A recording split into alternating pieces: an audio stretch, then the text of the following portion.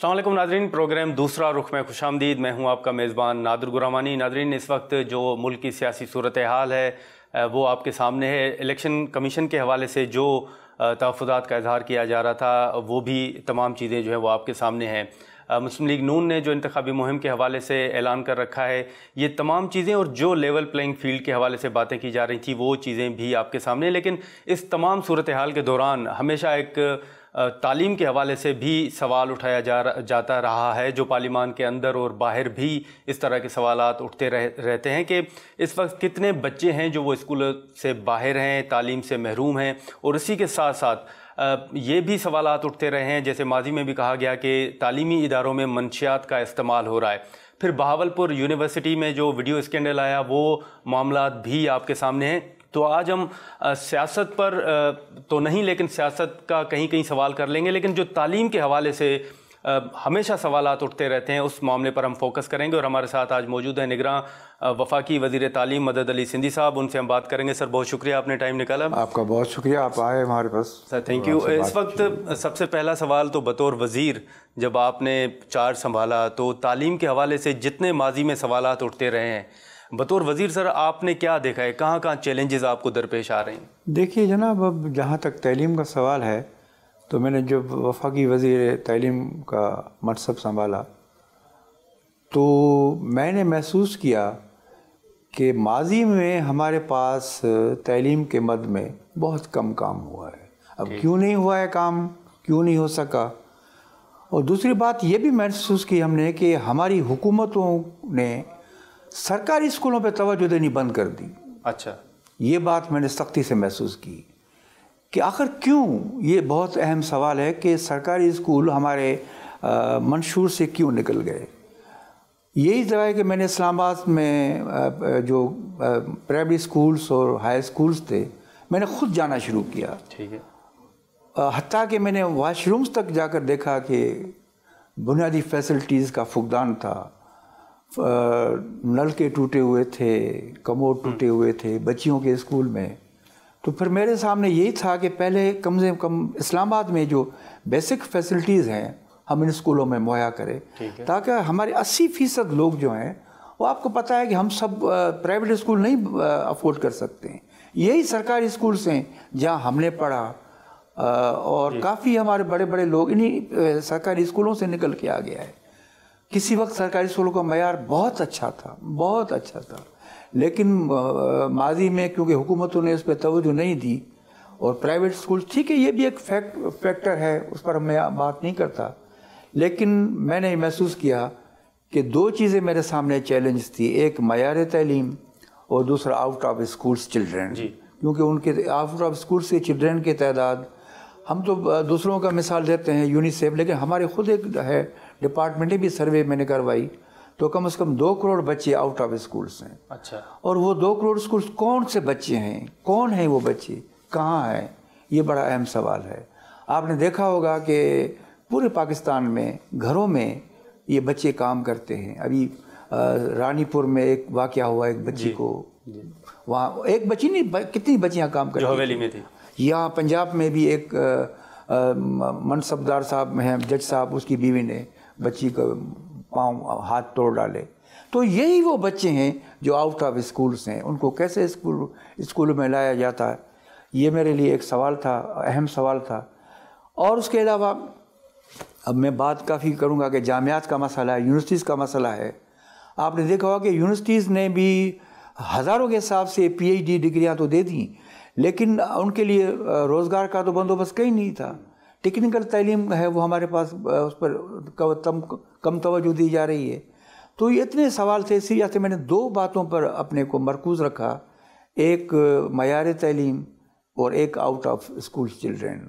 उसके लिए मैंने सिंध में भी गया, बलूचिस्तान भी मैं गया था, पंजाब में अभी जाने वाला हूँ, KP जाने वाला हूँ, और मैं चाह रहा था कि तमाम सूबाई वज़राओं की एक कॉन्फ्रेंस बुलाऊं, लेकिन मैंने महसूस किया कि अक्सर सूबों के वज़रा साहब कह रहे हैं कि हम नहीं आ सकते, हम जो है वो यहाँ से ही बात करेंगे। अच्छा। फिर मैंने महसूस किया कि मुझे जो अपना काम करना है वो कर जाऊँ, उनको भी 18वीं तरमीम के बाद, क्योंकि अब सूबों के हवाले, लेकिन उन पर भी बड़ी जिम्मेवारी होती है कि कम से कम मयार तालीम को दुरुस्त करें, और ये आउट ऑफ स्कूल चिल्ड्रेंस है उनको कैसे लाया जाए, इस पे हम पर बात करते हैं। लेकिन सर, ये जो जिन बच्चों का आप जिक्र कर रहे हैं कि घरों में काम करते हैं, ये तमाम बच्चे घरों में काम करते हैं या इसमें गुर्बत का फैक्टर भी है? मैं अर्ज करूं, देखे ना, गुर्बत का फैक्टर तो है ना। एक मैंने स्तर में, मुझे याद है, आपको पता है कि सिंध में अक्सर थर से लोग बच्चों को लेकर आते हैं, तो वो जो लाता था उसको मैंने कहा, भैया तुम ये क्यों ये काम करते हो? उसने कहा, सही बात सुने, इन बच्चों के वालिदैन के पास पैसे तो है नहीं। अच्छा। 5-6 हज़ार 7 हज़ार मिल जाते हैं, ये बच्चे घरों में काम करते हैं, सब काम करते हैं ये, सही, और उनको पैसे मिल जाते हैं, हम क्यों उनको पढ़ाएं, क्यों उनके वालिदैन उनको पढ़ाएं? तो ये बड़ा अहम सवाल है। गुर्बत बड़ा फैक्टर है।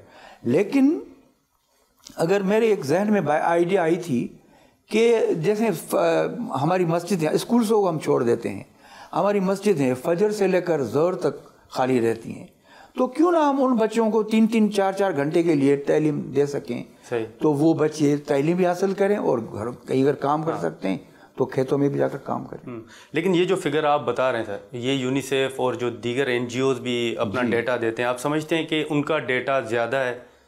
मैं समझता हूँ कि ये डेटा बिल्कुल सही है। अच्छा। क्योंकि हमने खुद देखा है कि देहात में आप कहीं भी जाएंगे, चाहे पंजाब हो सिंध है, इस वक्त जो आउट ऑफ स्कूल चिल्ड्रेंस की ज़्यादा तादाद जो मैंने देखी वो बलूचिस्तान नंबर 1 है। अच्छा। दूसरे नंबर पे सिंध है, पंजाब है।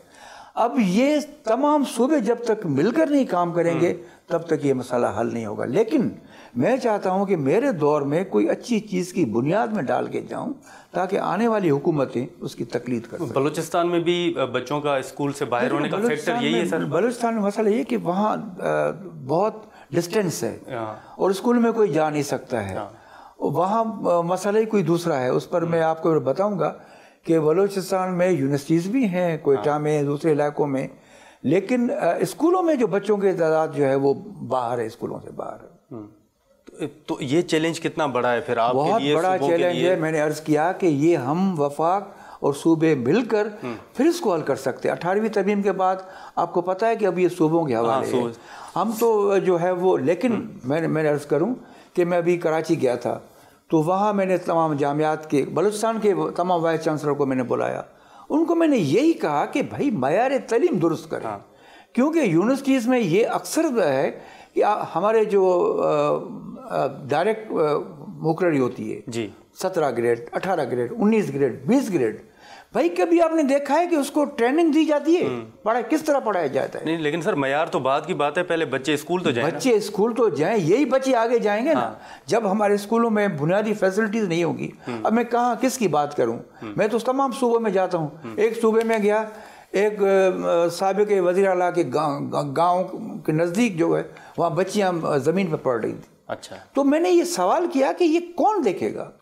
मैंने काफ़ी ये सवाल उठाता रहा हूँ तमाम हायर अथॉरिटीज़ के सामने कि ये माजी में क्यों नहीं किया गया, ये बच्चियों को फैसिलिटीज़ क्यों नहीं मुहैया की गई, बेंचेस क्यों नहीं है, छतें क्यों टूटी हुई हैं, ये कौन काम करवाएगा? तो सर मुल्क में कितने स्कूल हैं जो आप समझते हैं कि बुनियादी सहूलियात से महरूम है? जनाब मैं तो समझता हूँ कि हज़ारों स्कूल्स हैं जो बेसिकल फैसिलिटी से महरूम है।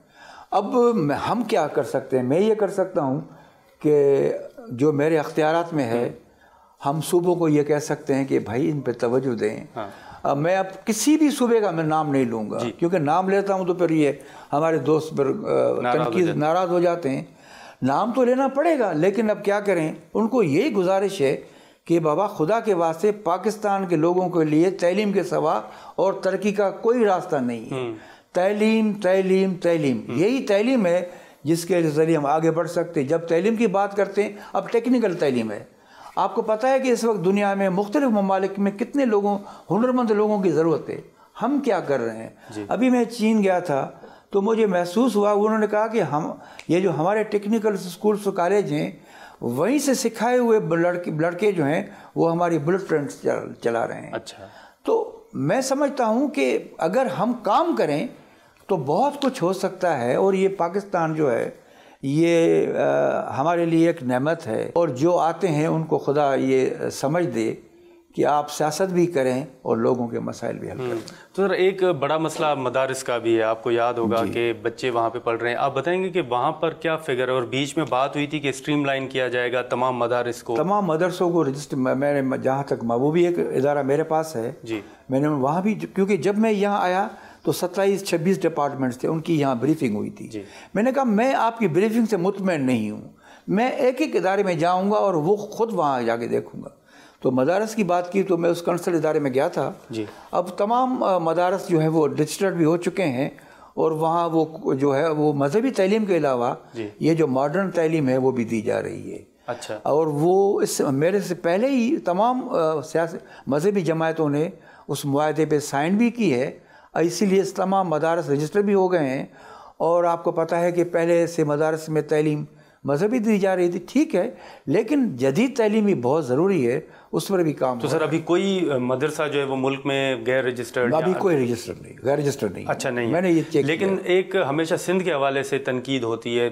ऑब्वियसली आपने बलूचिस्तान का दौरा भी किया है, पंजाब, खैबर पख्तूनख्वा का भी, लेकिन सिंध के हवाले से ये कहा जाता है कि वहाँ पर स्कूलों पर वडेरों ने कब्जा किया हुआ है, उताकें बना रखी हैं, भैंसें बंधी हुई होती हैं। सर ये हकीकत है? लेकिन ऐसा एक तो बात है कि एक खाली एक प्रोपेगेंडा भी होती है, ठीक है। अब वडेरे जो हैं, जहाँ तक ये है कि स्कूल्स जो हैं वो तो हैं। अब ये मसला पूरे पाकिस्तान में है जी कि हमारे पास जागीरदारी सिस्टम नाम का है लेकिन कहीं ना कहीं बाकी है। आपको पता है कि गरीब लोग उन्हीं लोगों के पास जाते हैं जिनको वोट देते हैं जी। तो ये मसला हर जगह है, सिंध में भी शिकायत होगी और कुछ स्कूलों पर ये पहले शिकायत थी जी। लेकिन मैंने 2-3 साल पहले देखा कि अभी ऐसी कोई बात नहीं है। और जो गोस्ट स्कूल जो टीचर्स हैं उनका एक मसला भी है सर। अब देखें ना, इस पर बात करेंगे तो मैं ये बात कल भी एक कॉलेज में कर रहा था कि मेरे भाई अब आपको यही इदारे हैं जो आपको तनख्वाह भी देते हैं और जब आप रिटायर्ड होंगे तो आपके बच्चे नहीं आपको खिलाएंगे, यहीं से पेंशन मिलेगी। तो खुदा के वास्ते तालीम दो। अब टीचर्स की बात करते हैं तो अभी टीचर्स की तनख्वाहें लाख से बेहतर है, ज़्यादा है। अब अगर वो नहीं पढ़ेंगे, यूनियनवादी में पढ़ेंगे तो मेरे ख्याल में मसाइल तो हल नहीं हो सकेंगे। गोस्ट टीचर हैं? गोस्ट टीचर्स भी हैं, पूरे पाकिस्तान में ये मसला है। अच्छा। तो उसको कैसे, ये तो सूबाई हुकूमतों का काम है कि वो देखें कि अब वो, हालांकि अब इस वक्त वो कह रहे हैं कि वो हमने वो सिस्टम ऐसा किया है, ऑनलाइन है, ये है, लेकिन जब तक चेकिंग बैलेंस नहीं होगा। अब देखें ना, हमारे ज़माने में मुझे याद है कि हम उस ज़माने में स्कूलों में पढ़ते थे तो ADOs होते थे, उनके असिस्टेंट होते थे और वो स्कूलों का आकर मुआयना करते थे। वो आते थे तो स्कूल में एक अजीब क़यामत बर्पा हो जाती थी। चेक और बैलेंस ख़त्म हो गई हमारे पास, चेक और बैलेंस होगी तो ये मसाला हल हो। सर लेकिन स्कूलों में आपको मालूम होगा कि जो बच्चों के साथ ज़्यादती के वाक़यात पेश आ रहे हैं जिसमें असातिज़ा जो हैं वो भी मुलविस हैं, चंद केसेस जो हैं वो सिंध में रिपोर्ट भी हुए हैं।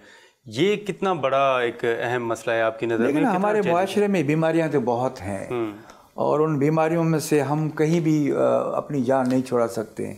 जैसे अब काफ़ी वक्त से एक मंशियात की वबा चल रही है, ये आइस और वो चीज़ें, तो मैंने यहाँ इस्लामाबाद में एक मुहिम भी शुरू करवाई है। सिटी स्कूल से मैं वहाँ गया सिटी स्कूल में और 3 दिन का था, तो मैंने उनको बोला कि मैंने महसूस किया है कि मैं प्राइवेट स्कूल्स की बात कर रहा था कि मैंने देखा टीचर और स्टूडेंट के दरमियान एक खलीज है। अच्छा। टीचर और उनके वालिदैन के दरमियान एक खलीज है। ये क्यों है? अगर आप देखते हैं कि एक बच्चे में तब्दीली हो रही है तो ये टीचर का काम है। जैसे अभी हैदराबाद के एक स्कूल में एक बच्ची ने खुदकशी की प्राइवेट स्कूल से, तो वो बच्चियाँ उसको देख रही हैं, फिल्म बना रही हैं। तो मैंने यही कहा कि ये उसी टीचर का काम था कि वो देखती कि इस बच्ची में ये तब्दीली क्यों आ रही है। अगर ये खलीज कायम रही तो ये वबा फैलती रहेगी। और मैंने हमारे मंशियात के सिलसिले में ये बात भी की कि ये जो बीमारी है ये हमारे सरकारी स्कूलों में नहीं है। वहाँ तो बच्चे गरीब लोग जो हैं, जो उनके गरीबों के बच्चे पढ़ाने में मुश्किल से उनको अफोर्ड नहीं कर देते हैं, अफोर्ड कर। ये बड़े बड़े स्कूल्स जो हैं इनके लिए हमने एक सिस्टम किया है कि मैंने कहा एंटी नारकोटिक्स से भी बात हुई है कि कम से कम ये कैसे चीज़ आती है, ये तो आपको देखनी चाहिए ना कि ये कहाँ से आ रही है। ये तो आप रोक सकेंगे। सप्लाई कौन कर रहा है, कैसे पहुँचता है, मैंने यूनिवर्सिटीज़ को भी ये कहा है कि भाई आप अपने इतने लोग रखें, आप देखें कि ये छोटी छोटी दुकानों पर ये चीज़ तो नहीं बेची जाती है। तो ये मसाइल तो बहुत हैं। अब निगरान हुकूमत के पास एक मुख्तसर टाइम है, उसमें वो जितना कर सकती है। आपको पता है कि निगरान हुकूमत ने इस वक्त काफ़ी ऐसे इकदाम उठाए हैं जो माजी की हुकूमतों ने नहीं उठाए। अफ़गान मसला देखिए, ये तालिबान का मसला था, अफ़गान मसला था, या इसके अलावा और भी मसाइल हैं। डॉलर कम हुआ है, और मैं तालीम पर आपको पता है कि मैं खुसूसी तवज्जो दे रहा हूँ। मैं खुद एक एक सूबे में जा रहा हूँ, तो भला टाइम तो कम है, लेकिन कोशिश करेंगे कि अच्छी चीज़ की बुनियाद डाल के जाए। तो आप समझते हैं कि जो बड़े स्कूल हैं, प्राइवेट सेक्टर जो हैं, वहाँ पर मंशियात ज़्यादा है? देखिए ना, मैंने हमारे पास यही शिकायत थी, तभी हमने वो सिटी कोर्स से शुरू किया। अभी और स्कूलों में भी हो रहा है, प्राइवेट स्कूल्स में ये काफ़ी शिकायत थी। अच्छा। और यूनिवर्सिटी में भी होगी, अब मैं नहीं देख सकता हूँ, लेकिन मैंने तमाम वाइस चांसलर को कहा है कि भाई खुदा के वास्ते इस बात पे तवज्जो दे, क्योंकि ये फैलती जा रही है। और काफ़ी केस वो मेरे ख्याल में छुपाए भी जाते हैं। अच्छा। खुदकशी के भी ऐसे वाक़े हुए हैं, फिर कहते हैं कि ये मौत हो गई। तो उसके लिए हमें सभी मिलकर काम करना पड़ेगा। ये पेश आते रहे हैं वाक़यात? जी हाँ, काफ़ी वाक़यात। सर, माजी में आज़म स्वाति साहब जब एंटी नारकोटिक्स के मिनिस्टर थे, तो उन्होंने एक फ़िगर दिया था कि सबसे ज़्यादा मंशियात जो है वो कराची यूनिवर्सिटी में इस्तेमाल हो रही है। आप बताएंगे कि वाकई ये हकीकत है? मैं समझता हूँ स्वाति साहब को कोई गलत फहमी, ये हर जगह है। ठीक है। अब देखें ना, अगर हम लाहौर के किसी लम्स का नाम लेंगे तब भी वो एतराज़ करेंगे, भाई हमारा आप नाम कैसे लेते हैं। तो जब तक कोई सबूत ना हो, अब कराची यूनिवर्सिटी में भी जाता रहता हूँ, यकीनन ये कायदे यूनिवर्सिटी में भी होगा, अल्लामा इकबाल है, सिंध यूनिवर्सिटी है, लेकिन मैंने महसूस किया है कि ये बड़े लोगों में ज़्यादा लम्स में भी है, कहते हैं। ठीक है। अब मैं वहाँ गया नहीं हूँ, जाऊँगा तो मुझे पता पड़ेगा, लेकिन आम शिकायत है कि ये बड़े बड़े जो है कॉलेजेस है, स्कूल्स में ये वबा है। तो सर आप लम्स भी जाएंगे? मैं ज़रूर जाऊँगा। अच्छा। लाहौर जाऊँगा, क्योंकि मेरे पास तो जो जामियात हैं वो कायद-ए-आज़म है, अल्लामा इकबाल है, और लाहौर की नेशनल आर्ट्स कॉलेज यूनिवर्सिटी भी मैं उसका प्रो चांसलर। अच्छा, ठीक। सर अगर इजाज़त दें तो यहाँ पर एक शॉर्ट ब्रेक लेते हैं, और ब्रेक के बाद हम यहीं से शुरू करते हैं गुफ्तगू।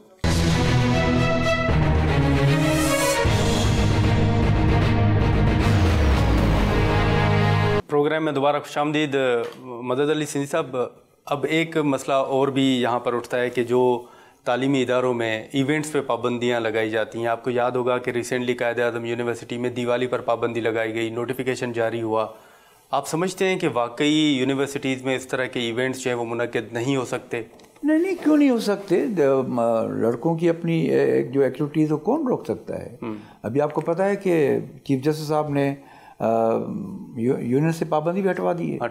तो मैं समझता हूँ कि जो ये तकरीबात होती हैं, ये इससे तो उनमें अच्छा रुझान पैदा होता है। मैं तो सर ये पाबंदियाँ क्यों लगी माजी में? समझता हूँ ये हमारे ब्यूरोक्रेटिक जो है ना सिलसिला, ये हर जगह है। ये बदकिस्मती हमारे माशरे में हर चीज़ को खा रहा है। अब ये बेवकूफ़ाना फैसला था। भाई कुछ मनाते हैं, ईद मनाते हैं, ईद मिलाद करते हैं, होली करते हैं, या क्रिसमस मनाते हैं, तो उसमें कोई पाबंदी नहीं है। पाकिस्तान में कायदा में 48 में ये कह दिया था कि अब सब पाकिस्तानी है, यहाँ कोई भी मजहब का मतभेद न होगा।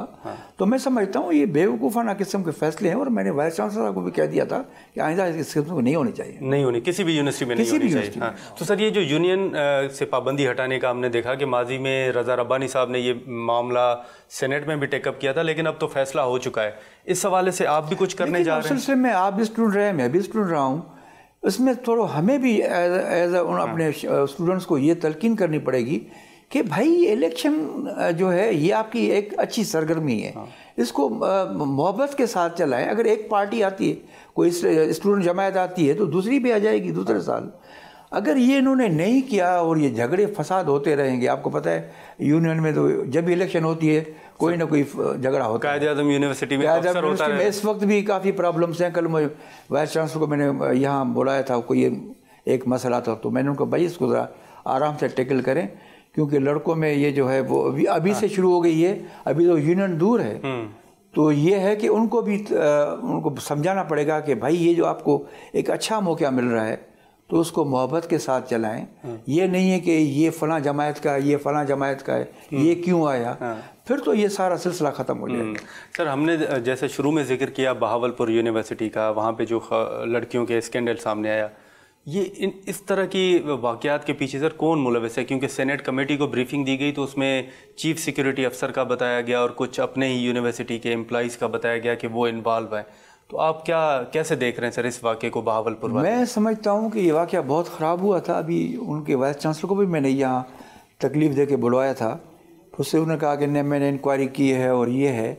बात यह है कि एक मुआशरे में हमारे काफ़ी बुराइयाँ फैल रही हैं और उस बुराइयाँ फैलने में जो हमारे जो है कौन ख़त्म करेगा? ठीक है, जो इदारे का सरबराह है उसको मैं समझता हूँ कि वो भी देखता है कि भाई उस्ताद लेक्चरर्स की यूनियंस हैं, वर्कर्स यूनियंस है, फिर वो काफ़ी मजबूर हो जाता है, काफ़ी फैसले उठाने में। लेकिन इस किस्म में उनको सख्त कदम उठाने चाहिए, क्योंकि जो बच्चियाँ आती हैं यूनिवर्सिटीज़ में वो अपने इदारे को माँ बाप का दर्जा देकर आते हैं। अगर वहाँ उनको ये तहफ़्फ़ुज़ नहीं मिला तो मैं समझता हूँ कि ये बहुत ख़राब। सर वीसी साहब ने फिर आपको क्या बताया, ये मामला था क्या? उन्होंने कहा कि मैंने इंक्वायरी कराई, वो वाकई मुलविस थे और मैंने उस पर एक्शन ले रहा हूँ। अच्छा, तो मैंने कहा भाई इसका मुझे फिर रिपोर्ट दियो। तो वो शायद इस वाक़े के बाद सर ये भी रिपोर्ट सामने आई है कि कुछ लड़कियों को वालिदैन ने यूनिवर्सिटी से निकाल दिया है। तो आप कोई इसमें अपना किरदार अदा करेंगे कि वो वापस जनाब? मैंने कहा ना कि अब मेरे पास जो भी हमारे पास टाइम है, मैंने तमाम जामियात के वाइस चांसलर से मिल रहा हूँ, बलूचिस्तान वालों से सिंध से भी मिला, पंजाब वालों से भी मेरी मुलाकात हुई है। जब तक बेहतरीन एडमिनिस्ट्रेशन नहीं होगी तब तक ये वाक़यात जन्म लेते रहेंगे। उनको पता होना चाहिए कि ये इस इदारे में ये जो अगर कोई वाक़या हो रहा है उसका पस मंज़र क्या है।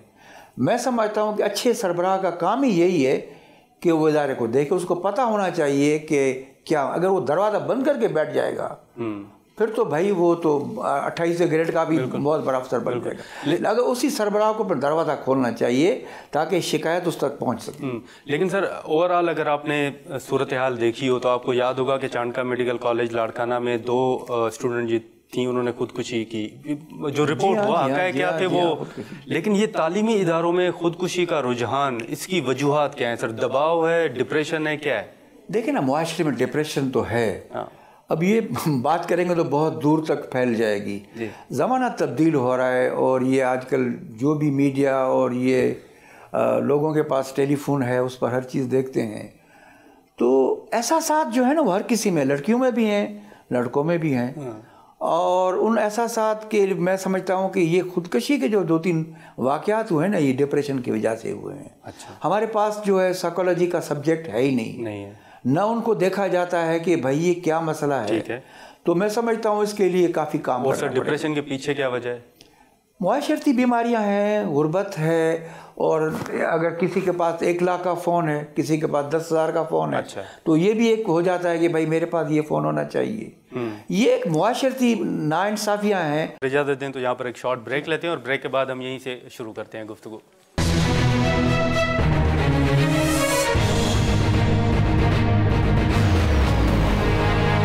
प्रोग्राम में दोबारा खुशामदीद। नंबर्स का भी दबाव होता है सर के, देखिए ना, मैं आप अर्ज़ किया कि मुआशरती नाइंसाफ़ियाँ जहाँ होती हैं ये मसाइल बढ़ते जाएंगे। अब जब मुआशरती नाइंसाफ़ियों की हम डेफिनेशन देंगे तो ये हमारा मुआशरा एक अजीब एक लोग हैं जो अरबपति बन गए हैं। एक लोग दिन ब दिन गुर्बत के फिर एक आदमी कल जो मोटरसाइकिल पर चलता था एकदम 10-10 लैंड क्रूज़र का मालिक बन गया। तो ये एक एहसास जो है लोगों में, ये पहले नहीं था। पहले स्कूलों में हम भी पढ़ते थे, डिप्टी कमिश्नर का बेटा भी पढ़ता था, एसपी का बेटा भी पढ़ता था। अभी जो है वो 2-3 तबकों में हम तकसीम हो गए हैं, एक प्राइवेट स्कूल्स, एक ये सरकारी स्कूल, एक मदारस। जब मुआशरा 3 तबकों में तकसीम हो जाता है फिर हम यूनिवर्सिटीज़ में आ जाते हैं। तो यूनिवर्सिटीज़ में यही मसला है। किसी ज़माने में जो है वो बात नहीं थी, लेकिन इस वक्त यूनिवर्सिटीज़ के खुद वाइस चांसलर भी हैं, वो भी तवज्जो नहीं दे रहे। मैं उनसे खुलकर ये बात करता हूँ कि आपका काम है कि आप देखें आपके इदारे में ये क्यों ख़राबी हुई है, फिर आप क्यों बैठे इस कुर्सी पर। बिल्कुल। अगर मैं बैठा हूँ तो मेरा दरवाज़ा खुला हुआ है, कोई भी मेरे से मिल सकता है। अगर मैं दरवाज़ा बंद कर दूंगा तो मुझे पता ही नहीं पड़ेगा। लेकिन सर बतौर वज़ीर अगर आपसे मैं सवाल करूँ तो बड़ी तनकीद ये भी होती है कि वुज़रा के बेटे, वुज़रा के बच्चे, ब्यूरोक्रेट्स के बच्चे वो तो सरकारी स्कूलों में जाते नहीं हैं, वो तो बाहर पढ़ते हैं। ये हकीकत है कि ब्यूरोक्रेट्स के बच्चे वाकई आपने देखा है कि सरकारी स्कूलों में नहीं? जी, ब्यूरोक्रेट्स के बच्चे जो हैं कोई सरकारी स्कूल में नहीं पढ़ते। मैं तो देखता हूँ कि सबके आगे बैरूनी ममालिक में पढ़ रहे हैं। कहाँ से पैसा आता है? कोई सवाल करने वाला तो है ही नहीं ना इस मुल्क में। कोई एहसाब करने वाला तो हो अगर, तो पता तो पड़े कि ये 20 ग्रेड के अफसर ने कहाँ से अपने बेटे को लंदन भेजा है। बिल्कुल मेरे भाई, ये मुआशरती नाइंसाफियाँ जो हैं वो लोगों में गुस्सा दिला रही हैं। तो सरकारी गुस्सा दिला रही हैं, डिप्रेशन दिला रही हैं। और गुस्सा और डिप्रेशन जो है वो हमेशा एक तब्दीली का रुख। तो ये जो सरकारी स्कूल हैं इनमें सिर्फ गरीबों के बच्चे? भाई मैंने तो देखा 80% जो है गरीबों के बच्चे हैं। हाँ। अब कौन 2 लाख 1 लाख बड़े फीस बर्दाश्त कर सकेगा? अभी हमारे पास एक मैंने मीटिंग थी, ठीक है, तो वाकई उस एक खातून ने सवाल किया, तो एक ब्यूरोक्रेट से कहा कि आप क्यों भेजते हैं? उन्होंने कहा फिर आपके सरकारी स्कूल बेहतर क्यों नहीं है? हम क्या करें, कैसे नहीं भेजें? हाँ। वो खातून सही थी। अगर हमारे सरकारी स्कूल, हम भी तो वहीं से पढ़े हुए हैं ना। बिल्कुल। वो स्कूल आज भी जो है वो कितने खूबसूरत बिल्डिंगों में। अब देखें ना स्कूलों में, मैं एक बात बताऊं, जो ये पहले ज़माने में पीटी होती थी जी, खेलों के मुकाबले होते थे, सारे ख़त्म कर दिए भाई। वो जो प्राइवेट स्कूल में तो है ही नहीं वो चीज़, लेकिन सरकारी स्कूलों में अभी मैंने सख्ती की है जो मेरे हाथ में, कि भाई खेलों के मुकाबले होने चाहिए, म्यूज़िक का उनका पास होने चाहिए, मुसव्वरी के होने चाहिए, आर्ट जो उनके होने चाहिए, ताकि बच्चों में ये जो डिप्रेशन है और ये ख़त्म हो सके। जो सिंध में शुरू हुआ म्यूज़िक टीचर्स का, सिंध में म्यूज़िक शुरू हुआ, यहाँ भी मैंने जो फैसिलिटी कहा है कि भाई पीटी के क्लासेस करें, खेलों के शुरू करें और आर्ट के क्लासेस शुरू करें। कम से कम लोगों बच्चों में एक दूसरे तरफ रुझान तो फ़कत एक तरफ ले जाया जा रहा है। ये बच्चे कहाँ जाकर ठहरेंगे? तो अब मैं कोशिश तो कर रहा हूँ, काम तो बहुत है। मैं समझता हूँ कि मैंने फिर भी अर्ज़ किया ना कि मैं ज़्यादा तो नहीं कर सकता हूँ, किसी अच्छे काम की तकलीफ दे सकता हूँ। बिल्कुल। मैंने पहले भी कहा कि मैंने एक अहम सरबराह के सामने ये बात कही कि भाई आखिर 10-12 साल ये क्यों नहीं मसला हल हुआ? क्यों नहीं हुआ? कहाँ गए थे उस वक्त वो? ये क्यों स्कूलों की हालत ख़राब है पूरे पाकिस्तान की? क्यों जामियात की हालत ख़राब है? एक आदमी आता है, उसने 18-19 ग्रेड भी हो गया, PhD की डिग्री भी मिल गई, 22 ग्रेड में बैठ गया। भाई उसे पूछो तो सही कि ये आपने PhD डिग्री कैसे दी है उसको? मेरे पास अभी एक केस आया है, मैं नाम नहीं लूँगा, उसने एक राइटर का पूरा उर्दू की किताब ट्रांसलेशन करके PhD डिग्री ले ली। अच्छा, अब मैं क्या करूँ? इस वक्त वो 20 ग्रेड में, उसकी ख़त्म कर दूँ? मैंने चुपके से चुप हो गया, मैं क्या कर सकता हूँ मेरे से पहले। अब मैंने ये HEC को बोला कि भाई खुदा के वास्ते इनको सिंध में भी 2-3 यूनिवर्सिटी के सभा अब ये बंद करें PhD देना। अच्छा, उनको चेक तो करें, चेक करने वाला कोई है नहीं। मैंने अर्ज़ किया कि स्कूल बेहतर हों, मायार तालीम बेहतर हो, आउट ऑफ स्कूल बच्चे आ सकें और टेक्निकल तालीम अच्छी तरह दे सकें, हमारा मुआशरा तरक्की करेगा। सर, ये जो PhD का हम जिक्र कर रहे थे, इसमें अगर इस वक्त जो आपने HEC को डायरेक्शन दी है, तो इस वक्त स्टेटस क्या है? मतलब कौन सूबे में कितनी यूनिवर्सिटीज़ होंगी जो आपकी तजवीज़ है कि उनके पास ये इख्तियार होना चाहिए? में इस वक्त 2 हैं, कराची और सिंध यूनिवर्सिटी। ठीक है, और बाकी पंजाब यूनिवर्सिटी में भी तो है, वहाँ तो इतनी शिकायत नहीं थी, लेकिन हमारे पास कुछ सिंध में शिकायत थी। सर, हम ये कह सकते हैं कि जो PhD की डिग्री या PhD अवार्ड जो की जा रही है वो मेरिट पे नहीं की जा रही। अब मैंने किसी ज़माने में एक इंटरव्यू किया था, तो वो मेरे पास आए, मैंने उससे कहा कि मैंने कहा जनाब आपने तो हमेशा गाइड रहे हैं, आप बताएं कि आपने इंसाफ किया? उसने कहा कि नहीं, मैं मानता हूँ कि मैंने इंसाफ नहीं किया और हमने जो PhD की डिग्री दिलवाई है वो सिफारिश में दिलवाई है। अब वो रिकॉर्डेड है, मैं से क्या अभी भी सिफारिश पे मिल रही हैं? अब कोशिश कर रहा हूँ उसको मैं कंट्रोल करूँ। लेकिन मिल रही हैं? मिल रही थी। अच्छा, मिल रही थी। तो आप समझते हैं कि यही वजह है कि वो फिर उस मयार पे पूरा भी नहीं उतरते? कहा जाता है कि PhD की डिग्रीज लेकर लोग फिर रहे हैं।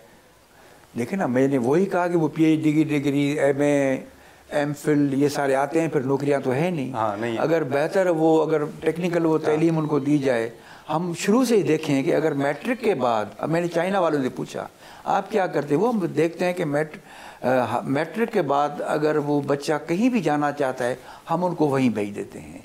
ये नहीं कि हम कहेंगे भाई इंटर भी करो, फर्स्ट ईयर भी करो, BA भी करो, MA भी करो। उस बच्चे को देखा जाता है कि भाई वो क्या चाहता है, उसका जहन किस तरफ जा रहा है। मैं समझता हूँ कि हमें तालीम के मैदान में बहुत बड़ा काम करना। लेकिन माजी में बात की गई थी कि वन सिलेबस हो प्रोविंस जो हैं उनमें भी होना चाहिए। तहरीक इंसाफ के दौरे हुकूमत में ये बात आई थी। आप समझते हैं कि उसका फ़ायदा हुआ, नुकसान हुआ? अभी ये हुआ है कि सूबों ने किया है कि 8 क्लासेस तक उन्होंने किया है, लेकिन उसमें कुछ सब्जेक्ट हैं, मैंने ये उनको भी कहा कि सिंध में अगर हिस्ट्री पर वो अपने हीरोज़ को देना चाहते हैं तो देने जाएं, पंजाब वाले देना चाहें देने चाहें, तो ये खुदा करेगा हो जाएगा। बाकी जो है वो तो निसाब एक ही 8वीं तक है। अगर केमिस्ट्री तो एक ही होगी ना, एक ही होगी, फिजिक्स एक ही होगी। हिस्ट्री में जो है वो थोड़ा सा है कि मैंने उनको कहा था कि भैया सिंध वालों का सिंधी ज़बान का भी साइन तो कर दी है। अच्छा। सिंधी ज़बान पर तो कोई मसला है नहीं, सिंधी ज़बान तो पढ़ाई जाती है। आपको पता है कि 1853 से अंग्रेज़ों ने जब वो हमारे पास जब ये आयोटा बनी तो 1853 से हमारे सिंध में ज़रिया तालीम सिंधी रहा है। न फ़कत ज़रिया तालीम सिंधी रहा है, दफ्तरी ज़बान भी हमारे पास सिंधी रही और ब्रिटिश वो ऑफिसर जो सिंधी उसको सीखना और उसका एग्ज़ाम देना लाजमी था। यहाँ पर एक शॉर्ट ब्रेक लेते हैं और ब्रेक के बाद हम यहीं से शुरू करते हैं गुफ्तगू।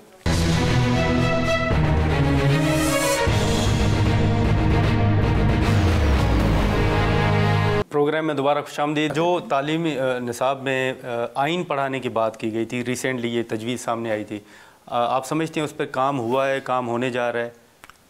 आइन पढ़ाने के लिए जी, आइन का सब्जेक्ट शामिल करने का कि बच्चों को आइन पढ़ाया जाए। देखिए ना, ये है कि ये एक टेक्निकल मामला है जी। अब इतनी बड़ी किताब को वो समअप करना भी एक बड़ा मसला होगा, तो मैं देखूंगा कि वो किस तरह कर सकते हैं तो वो सब्जेक्ट हो जाए आइन। अब आइन में भी इतने तरमीमें हुई हैं तो हम अगर बात करेंगे तो फिर बहुत दूर तक जाएगी। लेकिन सर, इस्लामाबाद में अगर हम एक चीज़ देखें तो यहाँ पर इस्लामाबाद पुलिस ने एक कैंपेन शुरू की है कि जो बच्चे जल्दी स्कूल से वो क्लासेस अपनी छोड़ के बाहर कहीं जाएंगे तो उनको पकड़ के थानों पे लाया जाएगा और फिर उनके पेरेंट्स को बुलाया जाएगा।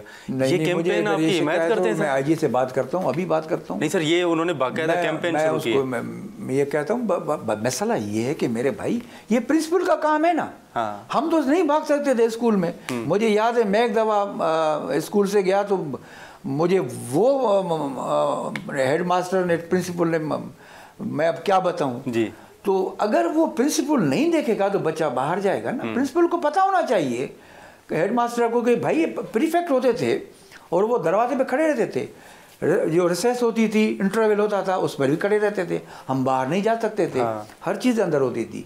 ये मैंने कहा कि हमारे प्रिंसिपल, हमारे ये जो साहबान ये ब्यूरोक्रेट बन के बैठ गए हैं, तभी ये मसाइल हो रहे हैं। कैसे जा सकता है बच्चा बाहर, ये उसकी गलती है। मैं अगर आपको ये मुझे अच्छा आपने बता दिया, मैं आज इस पर एक्शन लेता हूँ। लेकिन सर, आखिरी सवाल के ओवरऑल हमेशा तालीम के हवाले से बात की जाती है कि तालीम जो है वो सियासत की नज़र रही है। सिर्फ हम सिंध की बात नहीं करें, ओवरऑल हम बात करें, पंजाब वफाक की भी बात करें। दूसरा, जो असातिज़ा की भर्तियाँ हैं वो भी सिफारिश पे होती हैं। कितने फ़ीसद आप समझते हैं कि तालीम जो है वो वाकई सियासत की नज़र रही है? मेरे भाई वो है ना, तुम्हारी बात नहीं, बात है ज़माने की। बात तो करता हूँ, फिर तो मेरे को इधर से गले से पकड़ते हैं कि आप हमेशा हम पर तनकीद करते हो। बात तो सही है कि सियासत मीन्स नाइंसाफ़ी नहीं होनी चाहिए। ठीक है, आप अपने हल्के के लोगों को भी रखें, कहीं भी करें, लेकिन अब हमारे मुआशरे में अब क्या बताएं कि एक नायब कासिद के लिए भी अगर पैसे दिए जाएं फिर तो डूब मरने का मकाम है हमारे मुआशरे में। आपको पता है कि हमारा मुआशरा इस वक्त इस बीमारी के ज़िद में आ चुका है और ये पॉलिटिशियंस का भी काम है इस रुझान को ख़त्म करें। ये पैसे देकर नौकरी दिलाने वाला सिलसिला जो है वो माफ़ कीजिएगा पूरे पाकिस्तान में है। और मैं क्या कह सकता हूँ, मैंने फिर भी कहा ना, तुम्हारी बात नहीं, बात है ज़माने की। अल्लाह ताला उनको भी समझ देगा और हम भी चाहते हैं कोई अच्छी चीज़ करके जाएं, फिर आइंदा दौर अल्लाह मालिक। लेकिन सिंध के हवाले से सर, अगर हम पर्टिकुलरली उस हवाले से बात करें तो वहाँ पर तनकीद होती है कि चलें 15 साल हुकूमत रही, मोहतरमा जुल्फ़िकार अली भुट्टो साहब, उनको छोड़ दें। 15 साल हुकूमत में रहने के बाद भी अगर आप मुराद अली शाह साहब का इलाका देख लें, कायम अली शाह साहब का इलाका देख लें, लाड़काना देख लें, आप समझते हैं कि वहाँ भी वो काम नहीं हो सका जो होना चाहिए? जनाब, मेरा भी ताल्लुक़ सिंध से, यकीनन मैं कहता हूँ कि काम तो होना चाहिए, काम होगा। अब लोग उनको ही वोट देंगे, वो ही आएंगे। अब उनका भी काम है कि जब लोग उनको एतमाद करके वोट देते हैं तो वो भी उनके एतमाद पे उतर सकें। अब उसमें ज़्यादा मैं नहीं बोल सकता। चलें ठीक। लेकिन सर एक आखिरी चीज़ कि सैलाब में हमने देखा कि जहाँ घर तबाह हुए वहाँ स्कूल भी तबाह हुए, लेकिन अभी जिक्र तो चल रहा है कि सियासतदान ये तो कह रहे हैं कि हम घर बना के दे रहे हैं, लेकिन कहीं हमें स्कूल्स का जिक्र जो है वो हमें नज़र नहीं आ रहा। आप समझते हैं कि वाकई स्कूल्स तबाह हुए हैं? स्कूल्स तबाह तो हुए हैं, लेकिन स्कूल बन भी रहे हैं, बन भी चुके हैं। मैं फिर भी एक जिक्र करूँगा न फ़कत सिंध, पंजाब, KP के, कि हमारे मुआशरे को इसने करप्शन ने तबाह कर दिया है। अच्छा, मैं जनरली बात करता हूँ, पूरे पाकिस्तान की बात करता हूँ। करप्शन जो है ना वो हमारे मुआशरे को दीमक की तरह चाट रही है, और इस वक्त जो है वो करप्शन जो है ना वो बिल्कुल एक K2 पहाड़ की तरह बन गई। और उसका अमल दखल तालीम से भी है, वो हर मुआशरे में देखें ना। अच्छा। हमारे मुआशरे के तमाम तबकात में क्या हमें पता नहीं है कि लीकेज कितनी है हमारे फंड्स में? अगर कुछ पैसे एक किसी चीज़ के लिए हम रखते हैं, वो कितने खर्च हुए हैं? हुए हैं, नहीं हुए हैं? नहीं हुए तो कहाँ गए? बेसिक फैसिलिटीज़ क्यों नहीं है? तमाम पाकिस्तान की बात करता हूँ जी, कहाँ गए वो पैसे? कौन पूछेगा? तो मेरे भाई ये तो अब वक्त आ रहा है, मैं ये बात फिर ये करता हूँ, वक्त आ रहा है कि लोग इस वक्त गुस्से में हैं, और लोगों ने का गुस्सा जब गुस्से में ज़्यादा में तब्दील हुआ ना, तो मेरे भाई फिर ये जो हमारे जो लोग हैं ना, इनको जो पॉलिटिशियंस को बड़ा मुकाबला करना। सर एक मुख्तसर सवाल, जो लम्ज़ में तलबा ने जो सवालात किए काकड़ साहब से, आप समझते हैं कि उनका राइट था, दुरुस्त था? देखिए ना, प्राइम मिनिस्टर साहब वहाँ एक नेक नियति से गए थे और उन्होंने बड़े तहम्मुल से उनके जवाब दिए हैं। बच्चों को भी ख्याल करना चाहिए कि जो मेहमान आता है उसकी जो है वो क्वेश्चन करें जी, लेकिन ये एग्रेसिव और ये जो है सवालात, मैं समझता हूँ कि हमारे भाई एक आदमी आपके पास आया है, प्राइम मिनिस्टर आया है, आप उसे मुआशरे का सवाल किया, आपने मेरे से सवाल किए हैं ना, पर्सनल नहीं होना चाहिए, हमने पर्सनल नहीं होना चाहिए ना। आप कहेंगे भाई मदद अली आप फलां दौर में क्या थे जी, तो भाई वो मैं ठीक है, मैं नौकरी कर रहा था जी, इस वक्त भी मेरा एक अच्छा है, तो उनको भी ये जो ये अपना एग्रेसिव अंदाज तब्दील करना चाहिए लड़कों को, बच्चों को। हमारे मुआशरे में ये क्यों है गुस्सा इतना? गुस्से को कम करें, और ठीक है अगर कोई काम हो रहा, अब देखें निगरान हुकूमत में काम नहीं हुए क्या? ये आप मुझे बताएं, ये जो अफगानों के 40-50 साल से हमारे मुल्क में लोग आ रहे हैं, बर्मीज़, बंगालीज़ जी, अफगान आकर ये झूठे शनाख्ती कार्ड बनवाते हैं और बैठ जाते हैं जी। किसने काम किया? निगरान हुकूमत ने किया ना। डॉलर किसने कम किया? निगरान हुकूमत ने कम किया। ये बड़ा फैसला कम नहीं है क्या? आप मुझे बताएं पहले हुकूमतों ने क्यों नहीं किया? बिल्कुल भाई, 40 साल से 1980 से ये अफगान मसला शुरू हुआ है भाई। आखिर हमें ये पाकिस्तान कोई गुजरगाह तो नहीं है, यतीम खाना तो नहीं है, जो आया बैठ गया। आप किसी अरब मुल्क के, हमारे मुसलमान मुल्क के हैं, हमारे यूरोप के मुल्क के, आप 1 महीने ज़्यादा रह के दे सके, ज़्यादा वीज़ा के बाद आपको निकाला दिया गया। और ये पाकिस्तान है बैनुल-अक़वामी यतीम गाह बना दिया गया है। पूरा इन्फ्लक्स कराची में है। सिंध हुकूमत कितना इन्फ्लक्स, सारे जो इन्फ्लक्स वो कराची में है, और सिंध हुकूमत गुज़िश्ता 40 साल से बर्दाश्त कर रही है। उनको पानी भी दें, बिजली भी दें, और फिर कहे जाते हैं कि भाई ये सबसे बड़ा अफगानों का शहर जो है वो कराची है। मेरे भाई जो जायज़ चीज़ है वो जायज़ होनी चाहिए बिल्कुल, लेकिन जो नाजायज़ है, जो कानून है, अगर मुझे वीज़ा 1 महीने का है तो मैं 1 महीना रह सकता हूँ। आप जाएं, आप तो अरब ममालिक में कारोबार नहीं कर सकते हैं जब तक किसी को शामिल नहीं करें। आप अमेरिका में रह सके तो कैसे, किसी भी हंगरी में रह सकें, किसी में नहीं रह सकेंगे। तो पाकिस्तान में एक निगरान हुकूमत ने अच्छा काम किया है, उसकी तारीफ होनी चाहिए। ठीक है, बहुत शुक्रिया सर, आपने टाइम निकाला। नाज़रीन, मदद अली सिंधी साहब की गुफ्तगू आपने सुनी। आज के प्रोग्राम में इतना ही, इजाज़त दीजिए, अल्लाह हाफ़िज़।